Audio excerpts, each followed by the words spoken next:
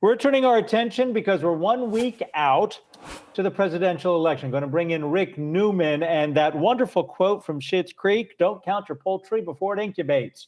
You're talking about what happens if Joe Biden wins and the potential for warring. We're already hearing AOC and left-wing liberals making some demands. What have you got for us? Because your story's posted to the website, right? Rick, I think you're muted.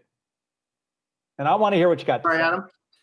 Yeah, of course, the Biden campaign doesn't want to talk about any of this publicly. But, look, they do have a lead. It is likely Biden's going to be the next president. So the first thing he's going to have to do is figure out his cabinet. And we're already hearing progressive Democrats. So this is Ilhan Omar, AOC, the so-called squad in the House, saying things like they think progressive Democrats should account for all of Biden's cabinet appointees. They don't want anybody who's ever had a position in industry, for example, to run a cabinet department. Bernie Sanders is kind of quietly campaigning to become the labor secretary.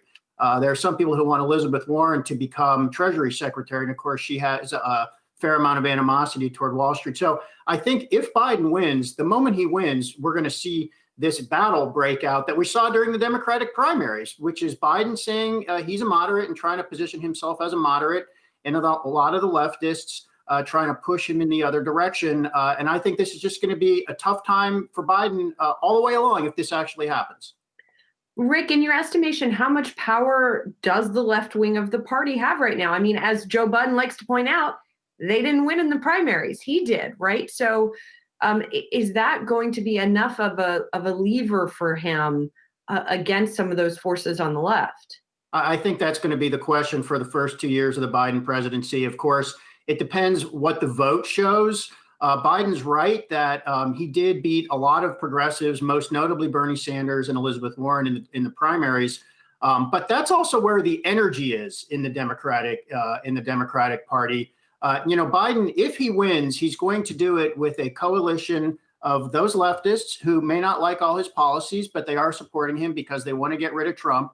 But moderates who are both Democrats and Republicans and independents. And the trick for Biden is going to be keeping the left wing of the party content, placated, if you will, without alienating the centrists. And we're going to see that. I think the first thing a Biden administration would do is a big stimulus bill that mostly everybody would favor. And we've talked about that a lot. That'd be good for markets. But then come the hard parts of legislation. How far do you go on healthcare? How far do you go on climate? All the way to the Green New Deal, just part of the way to the Green New Deal. We're going to have members of Congress formulating bills that Biden might have to veto because they go too far. So, this is going to be a bumptious family at best, and it's possible that the Democratic Party could end up in a state of civil war 2 years from now if Biden wins. Let's talk about this, though. Your story right now is above the fold, as they used to say in the old newspaper days, on our webpage about Carly Fiorina. She backs Joe Biden's tax plans. We had Gary Cohn on, the man who gave us the 21% corporate tax yesterday, said, yeah, let's go back to 28%, not a problem. What can you tell us about Carly Fiorina and other, business leaders who say, yeah, let's raise taxes? There's this group of pragmatic, they used to be Republicans. I asked, she ran for president as a Republican in 2016.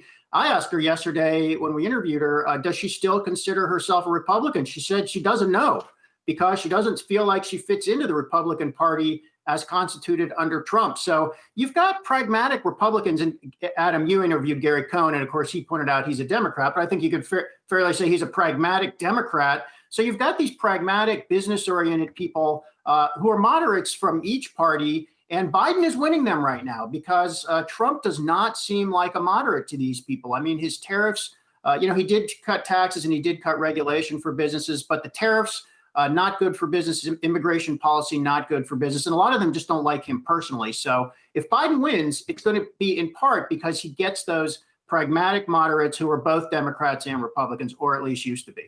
Yeah, the left wing of the Democratic Party now tries to insult these people, calling them corporatists. That's the new slang, I guess. Or institutionalists. Pardon? Or institutionalists or traditionalists. Those are some other slurs.